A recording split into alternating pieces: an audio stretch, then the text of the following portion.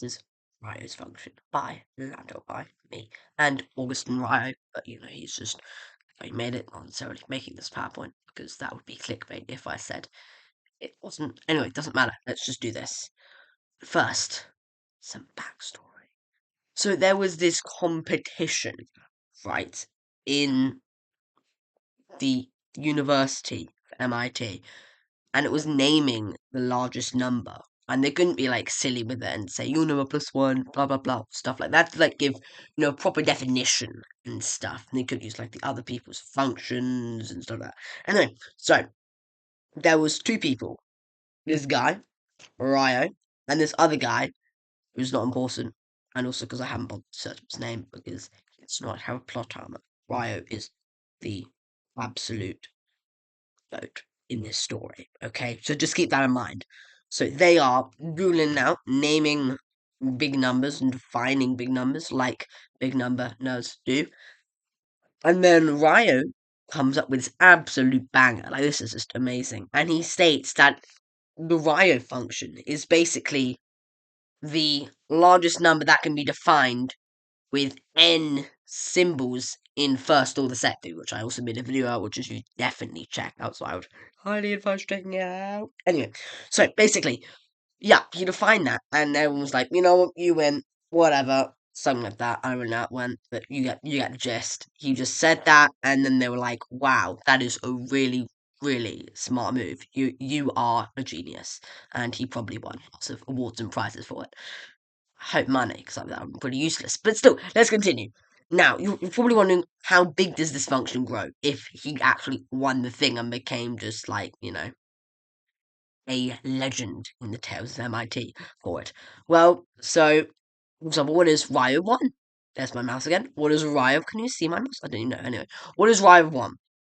The Rayo 1 is 0 because you have to have two numbers and something in between. And the numbers, you can't say numbers, you have to find numbers, and that's quite complicated. I might make a video on that. That's a really great idea.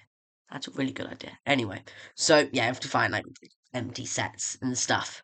Oh, like set video. Anyway, so yeah, it's quite actually hard to define numbers and these types of things.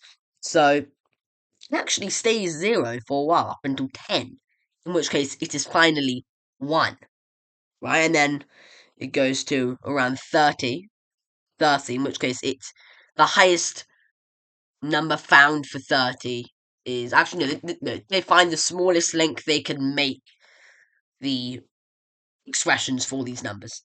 Right. So yeah, it's greater than or equal to 2. I'm just gonna say it's 2 because right? And we've got 56. And that's the 3.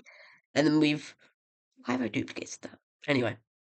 Oh, why? Anyway. So, and then this guy came along. I don't know the name. I forgot the name. I was going to write down the name of the notes of the PowerPoint, but then I forgot because I wanted to make the video. Anyway, so there is Rayo. He came up with this. Maybe he. I don't. I need to stop getting on sidetracks. Just whatever. So there's this guy, and they made, to be inclusive here, Rayo 80. They discovered that Rayo of 88 is greater than or equal to 4. And that Rayo of 34 plus 20n is gonna be greater than n. You can kind of try this for like 4, 3, 2, 1. I'm sure it works. I don't know.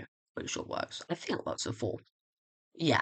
Oh yeah. No. That does work for 4. Does it? Yeah. It definitely works for 4. Anyway, so we got this, and let's just remove the other one because it wasn't really important. It was just going up in steps. So we got this. This is a bit more quote unquote generalized because it kind of speeds up the process, right? And then other people, I think including that same guy, trimmed it down to this.